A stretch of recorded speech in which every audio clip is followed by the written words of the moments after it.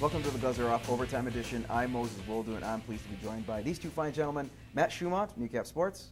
How you doing? Not too bad. Thanks for having I know me. you're filling in for Greg Buchanan for today. And Kyle Harris, you are the marketing director as well as the new play-by-play guy for the Lloydminster Bobcats. How are you? Correct. I'm doing good. Thank you for having me. You're also a former Bobcat. So Yes, that's right. Great ties within the Border City. Yes, love it. Excellent. Well, you know what? We're glad to have you here. Glad to have both of you here. Let's talk about some football, shall we? The CFL is, well, not quite in a strike. They bargained in good faith. The CFLPA said, or at least told their players, look, go to training camp. I know we don't have a deal. The CBA expired. But in good faith with the CFL, we're going to just go there for the time being. Then we'll see what happens. But if there's a deal that's not tabled in time and we don't like it, we will go on strike notice at any moment. So basically, the button's about to be pushed, guys. But here's the thing. You have a league that's making big money. Not NFL big money, but when you go from $15 million in terms of what you made for a TV deal last year, all of a sudden jumps to over $40 million. You're looking at a 250% bump. That's a big chunk of change. Shouldn't the players at least get some of that?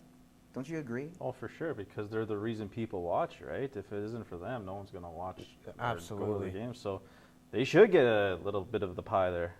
Do you guys think that they're actually going to go on strike? Or they're still bargaining in good faith, and the CFLPA actually tabled a 4-year offer to the league, which is still ongoing. But do you see a strike in the future? I mean, if the things don't get any better, then absolutely. I think, when you're in a league like the CFL and you have to work a second job in the off season, you're going to want to get as much money as you can. And when your league is making a 250% boom, you should be getting some of that. So if they don't figure it out right away, as a player, I would go on strike for sure. I don't think they can afford to go on a strike. Therefore, I don't think there will be a strike. Like you said, most of the guys have second jobs.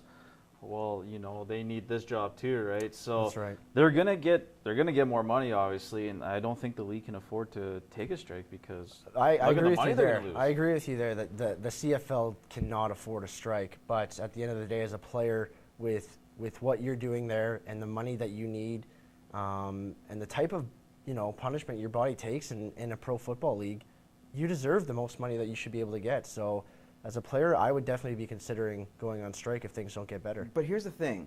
Out of all the professional sports you have, doesn't matter what level, football is one where your time is extremely short. The average, at least in the NFL, for a player is 3.5 years. Now, when you go through a union bargaining session, it's usually short-term pain for long-term gain. Can the Players Association really afford that? Even though they want a bump from, like, say, the minimum was just close to about 70-something, 80-something on average. You still got players making around the $60,000, $50,000 range. To all of a sudden bump everybody up to six figures. Does that even seem plausible at this point? I think it does because the league's just going to get better, and it's going to, with adding Ottawa as a team now, and maybe attracting a couple more teams, the league's going to be making a lot more money down the stretch. So, yeah, if you can bump up the league minimum to at least six figures, everyone's going to be happy. CFL will be happy, players are going to be happy. So I guess it just comes to the people that you deal with at the end of the day. Yeah, and I think if you do raise that the minimum up, you attract other players coming in that were cut from the NFL or maybe consider coming out of college. Well, you know what? Maybe I will go there because the money isn't that bad. And this league's only expanding. With Ottawa coming in, there's talks of a Maritimes team. This league's expanding. It's getting more stadiums. known. Yeah, exactly. So this is something that the CFL needs to look at, and they need to figure this out right away because it's only going to hurt the league if they go on a strike. How about this? Pierre McGuire, interviewed twice by the Pittsburgh Penguins for their GM job. I know there's several others that are in the running as well. But normally when you get called back for a second interview, it seems like things might be going your way. Can you actually see Pierre McGuire becoming the next GM? And would that just seem a little bit weird? Considering we're so used to seeing him as a commentator. And that's the thing, right? And after that whole interview with PK Subban, when he gave him a kiss, he just got way too excited about that kiss. It's going to be weird to see that guy go.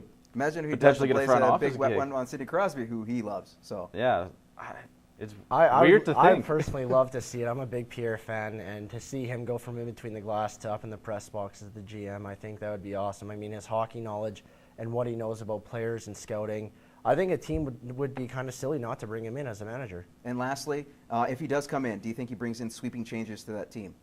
you keep your core guys, but like overhaul most of it and try to bring in guys that can complement more. It's a really interesting offseason for Pittsburgh. I mean, you've got obviously Crosby and Malkin, but they've only got 7 forwards on contract right now. They lose a lot of guys to UFA, so it'd be a really interesting scenario for a guy like Pierre or any GM to step into this organization right now. I think you deal Fleury like that, like pretty quick. You Well, got to get rid of Fleury. Good regular season goalie, but there's a certain goalie out there named Ryan Miller, just saying, and he's also a UFA, so we'll see what happens there. Thanks a lot, guys, for coming on the show. We appreciate it, and we want to thank you as well for coming on to the Overtime edition, or at least going to our Facebook page. You can tune in every Tuesday night on CITL for our regular show and come back here for the questions that we didn't quite get to on that time slot. In the meantime, we will see you in 7 days.